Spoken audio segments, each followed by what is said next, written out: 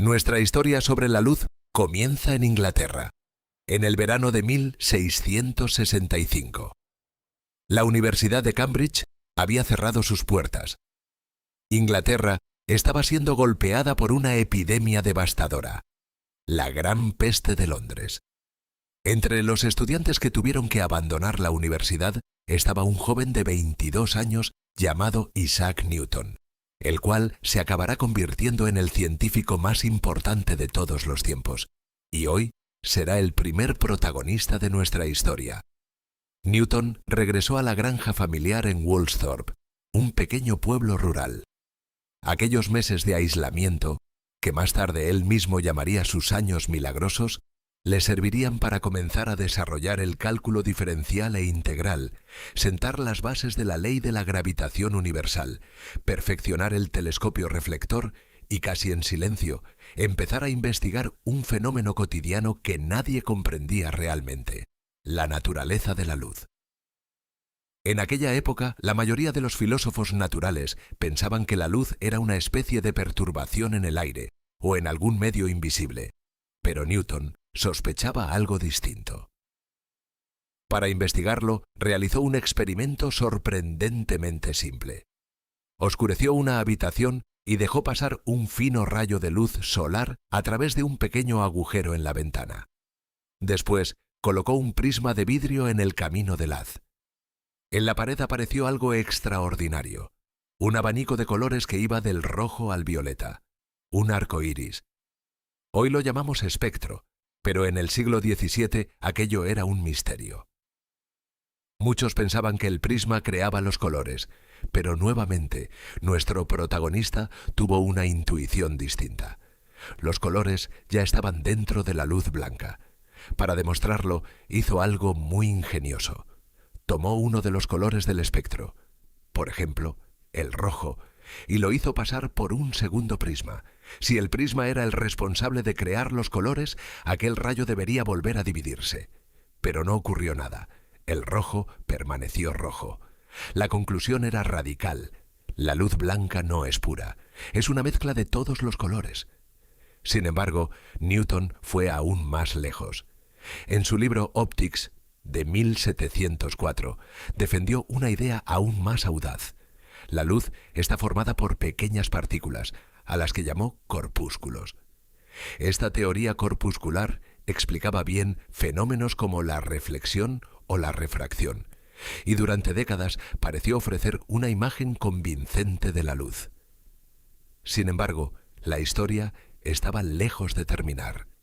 Durante más de un siglo, la teoría corpuscular de Isaac Newton dominó la ciencia. Newton era una figura casi intocable. Su autoridad científica era tan grande que cuestionar sus ideas parecía, para muchos, casi una herejía intelectual. Pero a comienzos del siglo XIX apareció un personaje muy distinto al genio solitario de Woolsthorpe. Su nombre era Thomas Young, y su mente parecía incapaz de quedarse quieta en una sola disciplina. Young era médico de profesión, pero también físico, lingüista, egiptólogo y un auténtico prodigio intelectual.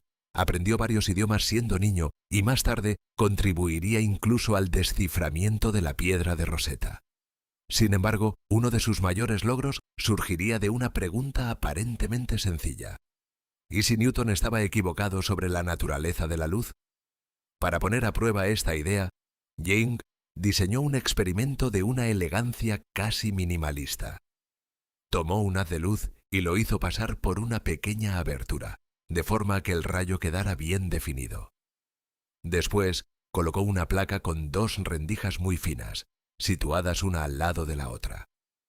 Según la teoría de Newton, si la luz estaba formada por partículas, cada partícula debería atravesar una de las rendijas y proyectarse en la pantalla situada detrás.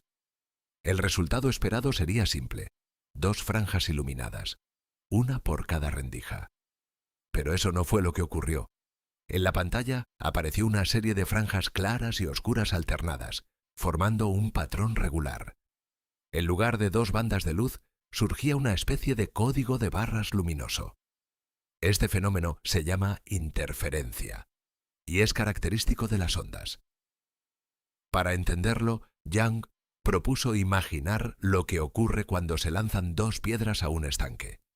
Las ondas circulares que se propagan por el agua pueden encontrarse y sumarse en algunos puntos, creando olas más grandes, o cancelarse en otros, dejando el agua prácticamente quieta.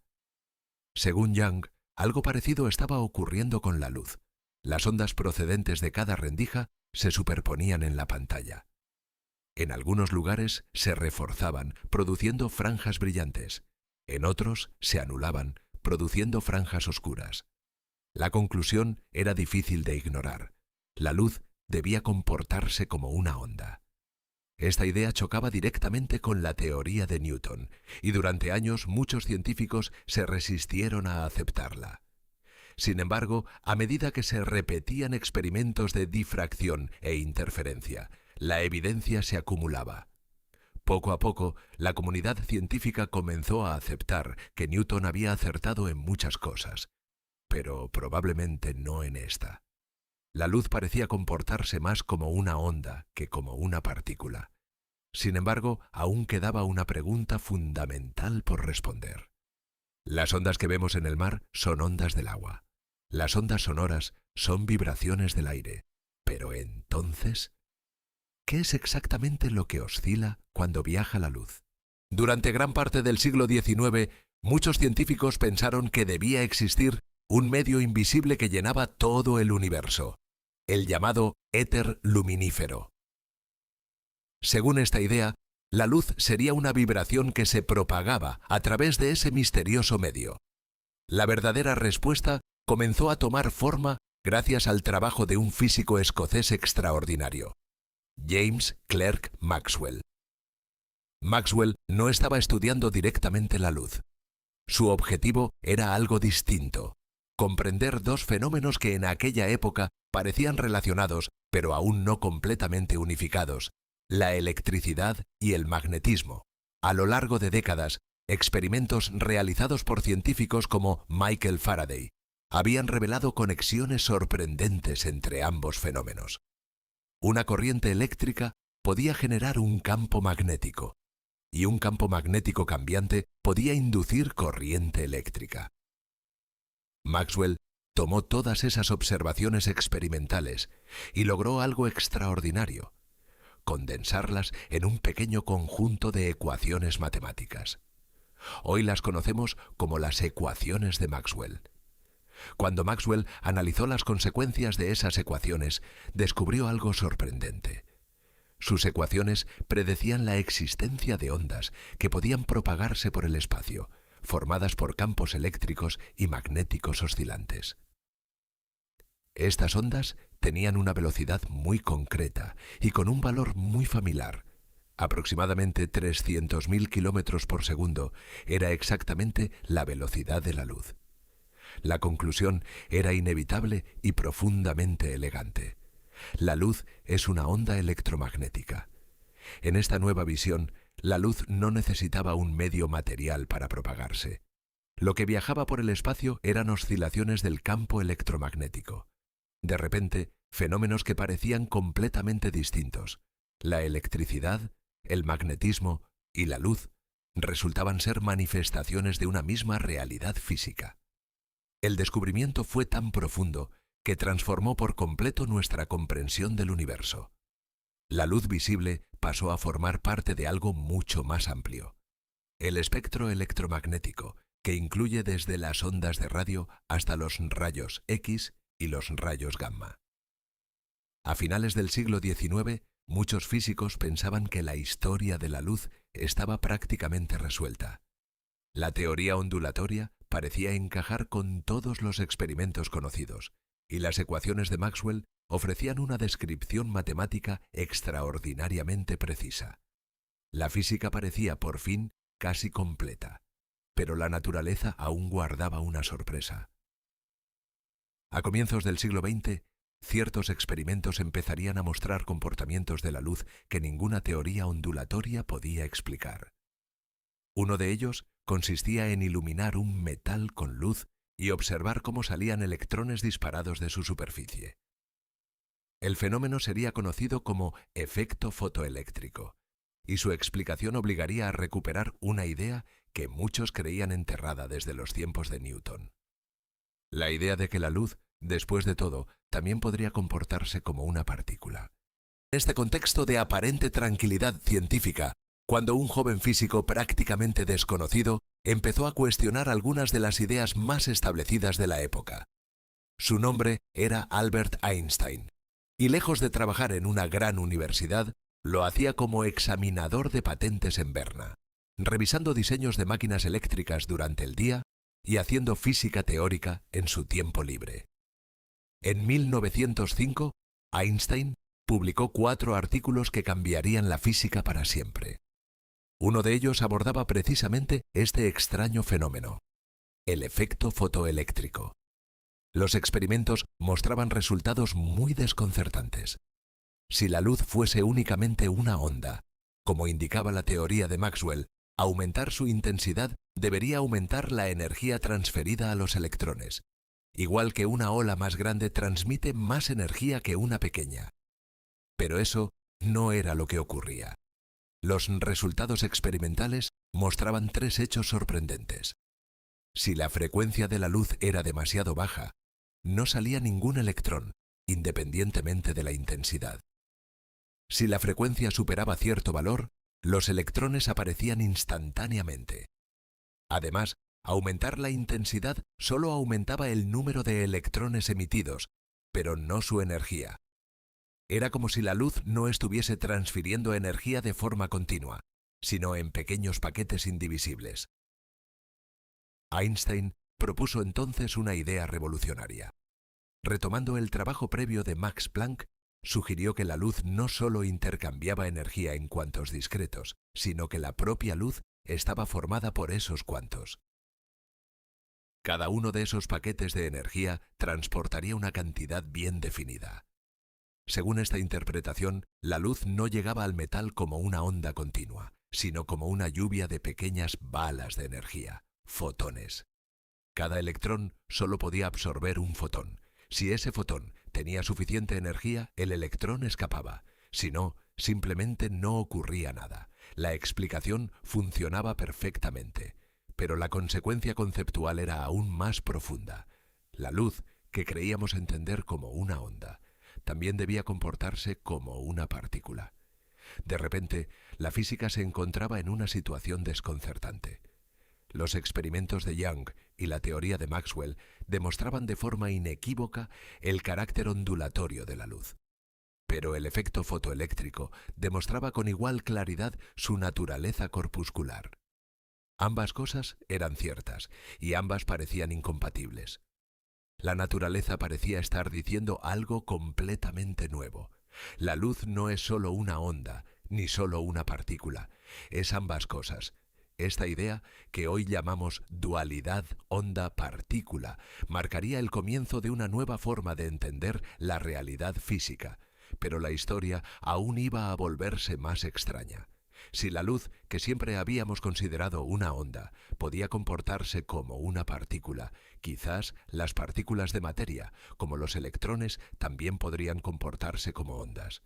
Y sería un joven aristócrata francés llamado Louis de Broglie quien se atrevería a llevar esta idea hasta sus últimas consecuencias. De Broglie no era un científico típico. Provenía de una familia aristocrática, y de hecho, su título era Duque de Broglie. Inicialmente había estudiado historia, pero acabó fascinado por los misterios de la física moderna. Mientras reflexionaba sobre el trabajo de Einstein, tuvo una intuición extraordinariamente simple y a la vez revolucionaria. Si la luz, que siempre habíamos considerado una onda, podía comportarse como una partícula, ¿por qué no podría ocurrir también lo contrario? De Broglie propuso entonces una idea que parecía casi una locura. Toda partícula material tiene una onda asociada. Esto significaba que todo objeto del universo tiene una naturaleza ondulatoria. Los electrones, los protones, los átomos e incluso nosotros. La razón por la que no vemos efectos ondulatorios en objetos macroscópicos es simplemente que su longitud de onda es absurdamente pequeña. Pero para partículas microscópicas como los electrones, la longitud de onda sí es observable. La idea era tan extraña que incluso el propio Einstein quedó impresionado. Cuando leyó la tesis doctoral de de Broglie, recomendó personalmente que se tomara en serio. Sin embargo, como ocurre siempre en ciencia, una idea solo se acepta plenamente cuando los experimentos la confirman. Y esa confirmación llegó apenas unos años después. En 1927, los físicos Clinton Davison y Lester Germer observaron algo asombroso al estudiar electrones que rebotaban contra un cristal metálico. En lugar de comportarse como pequeñas bolas, los electrones producían patrones de difracción, exactamente iguales a los que producen las ondas. Los electrones estaban interfiriendo consigo mismos. Las partículas de materia se comportaban como ondas. Y por tanto, la predicción de de Broglie era correcta.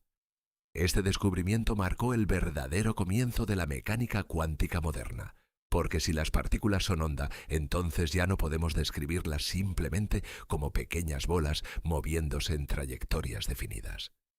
Necesitábamos una nueva teoría, una teoría que describiera cómo evolucionan esas ondas de materia. Esa teoría llegaría poco después de la mano de un físico austríaco llamado Erwin Schrödinger. Pero antes de poder entender esa teoría, los físicos tuvieron que responder otra pregunta fundamental. Si la luz y la materia muestran comportamientos discretos, ¿significa eso que la energía misma está cuantizada? Y esa pregunta nos lleva al siguiente capítulo de nuestra historia. Volvamos un momento atrás en el tiempo. A finales del siglo XIX, la física vivía una época de optimismo. Las leyes de Isaac Newton explicaban el movimiento. Las ecuaciones de James Clerk Maxwell describían el electromagnetismo y la luz. Y muchos científicos creían que la física fundamental estaba prácticamente completa. De hecho, el físico Lord Kelvin llegó a decir que solo quedaban dos pequeñas nubes en el horizonte de la física. Lo que no sabía era que una de esas nubes resultaría ser una tormenta. El problema surgió al estudiar algo aparentemente sencillo: cómo emiten luz los objetos calientes. Cualquier objeto a temperatura suficiente emite radiación. Una barra de hierro, al calentarse, primero brilla en rojo, luego en naranja, luego en blanco.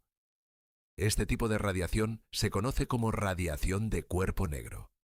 Los físicos intentaron describir matemáticamente cómo se distribuye esa radiación en función de la frecuencia.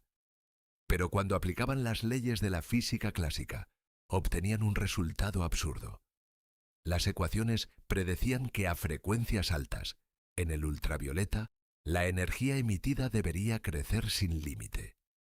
En otras palabras, un objeto caliente debería emitir energía infinita. Esto era claramente imposible.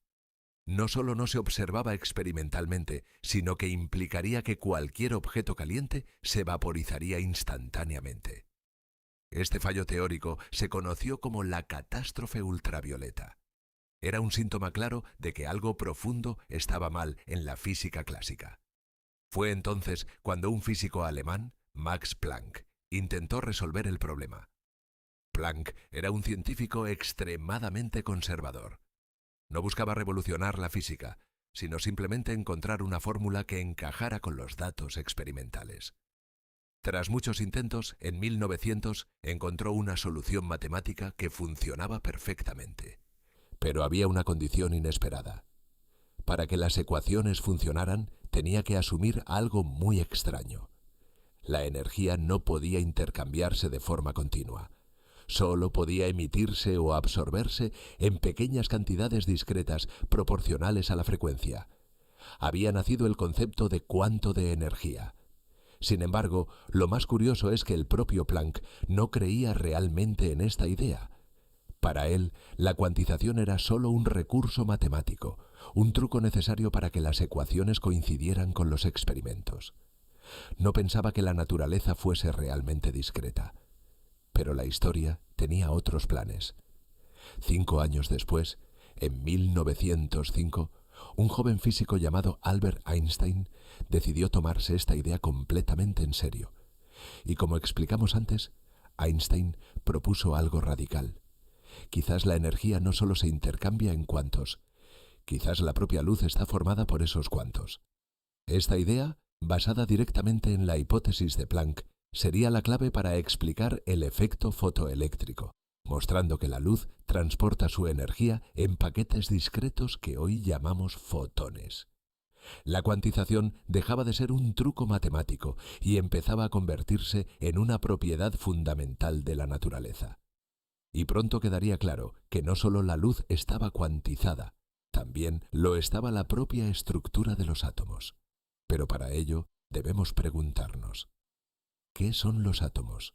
Si la historia de la luz nos había enseñado que la naturaleza es más extraña de lo que parece, la historia de la materia iba a llevarnos aún más lejos. Porque detrás de la pregunta ¿qué es la luz? Se esconde otra aún más fundamental. ¿De qué está hecho todo lo que nos rodea? Esta pregunta no nació en un laboratorio, sino en la antigua Grecia, hace más de 2400 años. Algunos filósofos comenzaron a preguntarse si la materia podía dividirse indefinidamente o si, por el contrario, debía existir una unidad fundamental indivisible. Uno de ellos fue Demócritus. Propuso una idea sorprendentemente moderna. Toda la materia estaría formada por pequeñas unidades indivisibles, a las que llamaron átomos, del griego átomos, que significa precisamente indivisible. Según esta visión, el universo estaría compuesto por átomos moviéndose en el vacío, combinándose para formar todas las sustancias. Era una idea extraordinaria, pero tenía un problema fundamental. No había experimentos, era pura filosofía. Durante más de 2000 años, la idea del átomo permaneció como una especulación interesante, pero sin evidencia científica real. Habría que esperar hasta comienzos del siglo XIX para que la idea volviera a tomarse en serio. Fue entonces cuando el químico inglés John Dalton empezó a estudiar cómo se combinan las sustancias químicas. Dalton observó algo curioso. Los elementos siempre se combinaban en proporciones fijas. Por ejemplo, el agua siempre estaba formada por las mismas proporciones de hidrógeno y oxígeno. La explicación más sencilla era que la materia estaba formada por unidades discretas que se combinaban como piezas de un puzzle. Dalton propuso así la primera teoría atómica moderna. Los elementos estarían formados por átomos idénticos y las reacciones químicas serían simplemente reorganizaciones de esos átomos. Sin embargo, en el modelo de Dalton, los átomos seguían siendo esferas macizas e indivisibles, como pequeñas bolas de billar. Y pronto los experimentos demostrarían que el átomo no era tan simple. A finales del siglo XIX, el físico británico J. J. Thomson estudiaba unos misteriosos haces llamados rayos catódicos. Al analizar su comportamiento, descubrió algo revolucionario. Aquellos rayos estaban formados por partículas con carga negativa mucho más pequeñas que el átomo. Había descubierto el electrón. Por primera vez en la historia, el átomo dejaba de ser indivisible. Thomson propuso entonces un nuevo modelo. El átomo sería una esfera de carga positiva en la que los electrones estarían incrustados, como pasas en un pudín. Este modelo pasó a conocerse como el modelo del pudín de pasas. Pero la historia volvería a cambiar gracias a uno de los experimentos más elegantes de la física. En 1909, el físico neozelandés Ernest Rutherford decidió bombardear una fina lámina de oro partículas alfa, de las cuales no se sabía mucho por aquel entonces. Según el modelo de Thomson, estas partículas deberían atravesar la lámina prácticamente sin desviarse, y la mayoría lo hicieron. Pero algunas rebotaron en ángulos enormes. Rutherford quedó tan sorprendido que más tarde lo describió con una comparación famosa.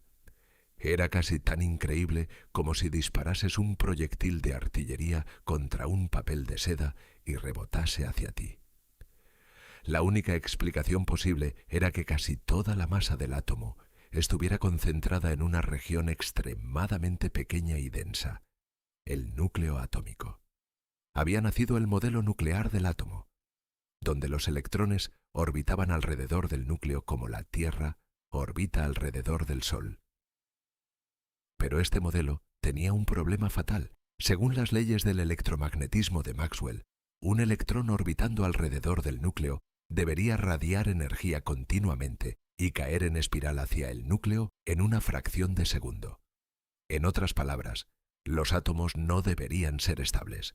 Y sin embargo, claramente lo eran. La solución llegó en 1913 de la mano del físico danés Niels Bohr, quien tuvo una idea audaz. Quizás los electrones no podían ocupar cualquier órbita. Bohr propuso que los electrones solo podían existir en órbitas permitidas, asociadas a energías bien definidas. Mientras permanecieran en esas órbitas, no radiarían energía. Solo emitirían o absorberían luz al saltar entre ellas. Era una mezcla extraña de física clásica y nuevas ideas cuánticas, pero funcionaba sorprendentemente bien. Por primera vez se podían explicar correctamente las líneas del espectro del hidrógeno. La energía en los átomos parecía estar cuantizada.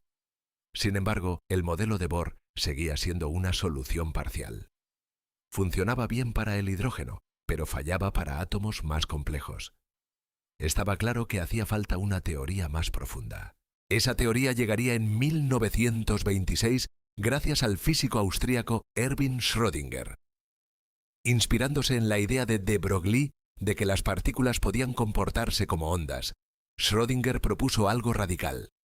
Los electrones no son pequeñas bolas orbitando el núcleo como planetas alrededor del Sol, son ondas de probabilidad. En lugar de órbitas definidas, los electrones se describen mediante funciones de onda que indican la probabilidad de encontrarlos en distintas regiones del espacio. Estas regiones son lo que hoy llamamos orbitales atómicos. El átomo dejaba de parecerse a un sistema planetario y empezaba a parecerse a algo mucho más extraño. Una nube difusa donde solo podemos hablar de probabilidades. La imagen clásica del átomo había desaparecido para siempre, y con ella también desaparecía una idea aún más profunda. La idea de que la física describe trayectorias exactas. En el mundo cuántico, la naturaleza parecía regirse por leyes estadísticas. Esto nos lleva inevitablemente a la siguiente gran pregunta. Si los electrones no tienen posiciones definidas hasta que los medimos, ¿qué significa realmente la realidad en mecánica cuántica? Y esa pregunta nos lleva al último capítulo de nuestra historia. A mediados de los años 1920, la mecánica cuántica ya había empezado a tomar forma. Las ideas de Louis de Broglie, Erwin Schrödinger y Werner Heisenberg habían dado lugar a una teoría extraordinariamente eficaz para describir el comportamiento de los átomos y las partículas microscópicas. Las ecuaciones funcionaban y las predicciones coincidían con los experimentos con una precisión nunca antes vista. Sin embargo, había un problema. Nadie sabía realmente qué significaba todo aquello. Cuando Schrödinger desarrolló su famosa ecuación en 1926, pensaba que había encontrado una descripción física real de los electrones, algo parecido a una onda extendida en el espacio. Pero poco después, el físico alemán Max Born propuso una interpretación completamente distinta. Según Born, la función de onda no describía una onda física de materia. Describía algo mucho más abstracto, una probabilidad. La implicación era profunda. Hasta entonces, la física había tratado de describir exactamente qué ocurre en la naturaleza. Si conocíamos la posición y la velocidad de un objeto, las leyes de Newton permitían predecir su futuro con precisión. Pero la mecánica cuántica parecía decir algo distinto. La naturaleza, a nivel fundamental, no es determinista. Solo podemos predecir probabilidades. Este cambio de perspectiva resultaba difícil de aceptar para muchos físicos. Entre ellos, uno de los más brillantes de la época, Albert Einstein. Einstein había sido uno de los padres de la revolución cuántica, pero nunca llegó a aceptar esta interpretación probabilística. Le resultaba inconcebible que la naturaleza, en su nivel más profundo, estuviese gobernada por el azar. Su incomodidad aumentó aún más cuando Werner Heisenberg introdujo en 1927 una de las ideas más famosas de la física moderna, el principio de incertidumbre. Este principio establece que existen pares de magnitudes físicas, como la posición y el momento de una partícula, que no pueden conocerse simultáneamente, con precisión arbitraria. Cuanto más precisamente conocemos una, menos precisamente podemos conocer la otra. Y lo más importante, no es una limitación tecnológica. No es que nuestros instrumentos sean imperfectos. Es que la propia naturaleza parece no tener esos valores definidos simultáneamente. La idea era radical. En el mundo cuántico, las partículas no siguen trayectorias bien definidas como los planetas alrededor del Sol. La propia noción de trayectoria deja de tener sentido. Einstein nunca se sintió cómodo con esta idea. En uno de los debates más famosos de la historia de la ciencia, llegó a afirmar: Dios no juega a los dados con el universo. A lo que el físico danés Niels Bohr, uno de los principales defensores de la interpretación cuántica, respondió con una frase igualmente célebre: deja de decirle a Dios lo que tiene que hacer. Estos debates marcaron una de las épocas más fascinantes de la historia de la física. No se trataba solo de ecuaciones, sino de la naturaleza misma de la realidad. La extrañeza de la mecánica cuántica se hacía especialmente evidente en experimentos como el de la doble rendija. Cuando partículas cuánticas, como por ejemplo electrones, se lanzan hacia una pantalla con dos pequeñas aperturas, el resultado depende de si intentamos observar por cuál de las dos rendijas pasa cada partícula. Si no se mide su trayectoria, aparece un patrón de interferencia característico de ondas. Sin embargo, si se intenta determinar por qué rendija pasa el electrón, ese patrón desaparece y el comportamiento pasa a ser el de partículas clásicas. El simple hecho de observar parece alterar el resultado del experimento, planteando una pregunta inquietante. ¿La realidad existe de forma definida antes de ser medida? ¿O es la propia observación la que la determina? En este contexto, Schrödinger propuso en 1935 una famosa paradoja para ilustrar lo extrañas que podían resultar las implicaciones de la mecánica cuántica. El gato de Schrödinger. En este experimento mental, un gato encerrado en una caja podría encontrarse, según la mecánica cuántica, en una superposición de estados, vivo y muerto al mismo tiempo, hasta que alguien abra la caja y observe el sistema. Aunque se trataba de una provocación intelectual, la paradoja ponía de manifiesto una cuestión profunda. ¿Qué papel juega la observación en la realidad física? Casi un siglo después, esta pregunta sigue abierta. Existen múltiples interpretaciones de la mecánica cuántica, algunas tan locas como la existencia de múltiples universos creándose continuamente, y ninguna ha sido universalmente aceptada. Sin embargo, pese a estas dudas conceptuales, la mecánica cuántica sigue siendo la teoría más precisa jamás desarrollada. Sus predicciones han sido confirmadas experimentalmente con una exactitud extraordinaria, y hoy constituye la base de tecnologías como los láseres, los transistores, la base de que los ordenadores funcionen, la resonancia magnética o la computación cuántica. Esto nos deja con una situación casi paradójica. Tenemos una teoría que funciona perfectamente, pero cuyo significado profundo aún seguimos debatiendo. Quizás esa sea la mayor lección de la mecánica cuántica, que incluso cuando creemos entender las leyes de la naturaleza, la realidad puede ser más sutil, más extraña y más fascinante de lo que jamás hubiéramos imaginado. Y tal vez, como ha ocurrido tantas veces en la historia de la ciencia, las preguntas más importantes no sean las que ya hemos respondido, sino las que todavía estamos intentando comprender. Y quizá alguno de vosotros sea quien encuentre las respuestas.